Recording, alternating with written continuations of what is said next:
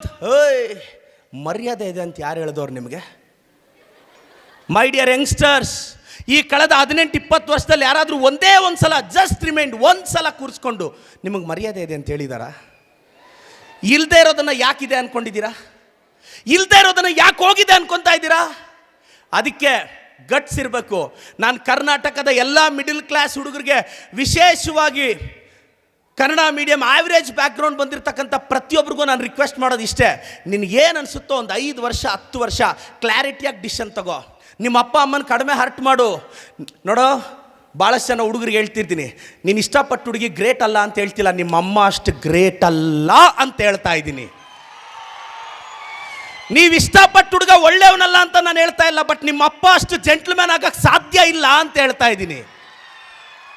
ಒಬ್ಬ ಹುಡುಗನ್ನ ಕಡಿಮೆ ಹರ್ಟ್ ಮಾಡೋ ಯಂಗ್ಸು ಅಂದರೆ ಅದು ತಾಯಿ, ಒಬ್ಬ ಹುಡುಗಿನ ಕಡಿಮೆ ಹರ್ಟ್ ಮಾಡೋ ಜೆಂಟ್ಲ್ಮ್ಯಾನ್ ಅಂದರೆ ಅದು ಅಪ್ಪ ಮಾತ್ರನೇ.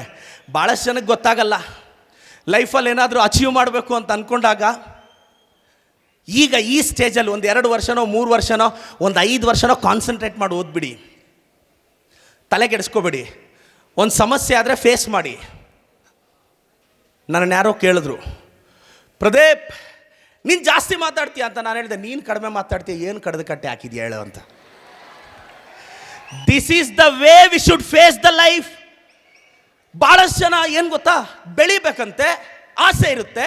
ನಿಮ್ಮೂರಲ್ಲಿ ಯಾರಾದರೂ ಒಂದು 4 ಜನ ಬೇಜಾರು ಮಾಡ್ಕೊಂಡ್ಬಿಟ್ರೆ ಫೀಲ್ ಆಗೋದು, ಅಯ್ಯೋ ಅವ್ರೇನು ಅಂದ್ಕೊಂಡ್ರು ಇವ್ರೇನು ಅಂದ್ಕೊಂಡ್ರು. ನಿನ್ನ ಈ ಪ್ರಪಂಚದಲ್ಲಿ ಇಷ್ಟಪಡೋದು ಒಬ್ಬನೇ, ನಿನ್ನ ಈ ಪ್ರಪಂಚದಲ್ಲಿ 100% ಹೇಟ್ ಮಾಡೋದು ಒಬ್ಬನೇ. ಹೋಗಿ ನಿನ್ನ ಮನೇಲಿ ಮಿರರ್ ನೋಡ್ಕೋ, ಅದರಲ್ಲಿ ಒಬ್ಬ ಇದ್ದಾನೆ. ಅವ್ನು ನಿನ್ನನ್ನು ಇಷ್ಟಪಟ್ಟಂಗೆ ಯಾರೂ ಇಷ್ಟಪಡಲ್ಲ, ಅವ್ನು ನಿನ್ನನ್ನು ದ್ವೇಷಿದಂಗೆ ಯಾರೂ ದ್ವೇಷಿಸಲ್ಲ. ಇದೇ ಅಲ್ಟಿಮೇಟ್ ರಿಯಾಲಿಟಿ. ಇದನ್ನು ಯಂಗೇಜಲ್ಲಿ ಅರ್ಥ ಮಾಡ್ಕೊಂಡ್ಬಿಡ್ಬೇಕು.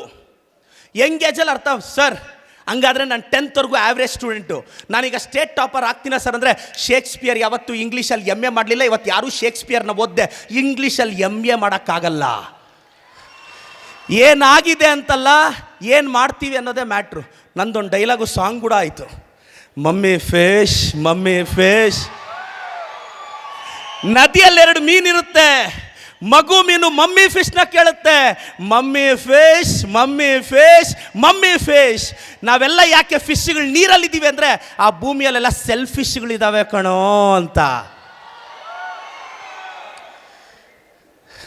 ಭಾಳ ಜನಕ್ಕೆ ನಾನು ಹೇಳೋದು ಇಷ್ಟೇ. ನಾನು ಲೈಫಲ್ಲಿ ಒಂದು ತೀರ್ಮಾನ ತೊಗೊಂಡಿದ್ದೆ, ನಾನು ಬಿಗ್ ಬಾಸ್ಗೆ ಹೋಗೋವರೆಗೂ ಬಿಗ್ ಬಾಸ್ ನೋಡಬಾರ್ದು ಅಂತ. ಮೊನ್ನೆ ಹೋಗಿ ಬಂದೆ. ನಾನು ಓಪನಿಂಗ್ ಡೇ ನಾನೇ ಗೆಸ್ಟು.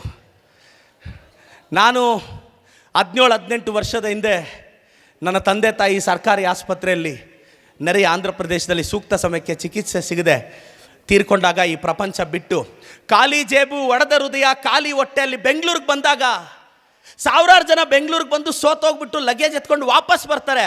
ಆದರೆ ನನ್ನಂಥ ಹುಡುಗರು ಯಾರು ಬೈದರು, ಟ್ರಾಲ್ ಮಾಡಿದ್ರು. ಇನ್ನೊಂದು ಹೇಳ್ತೀನಿ, ನಾನು ಕರ್ನಾಟಕದ ಟ್ರಾಲ್ ಪೇಜಸ್ ಕ್ರಶ್ಶಾ.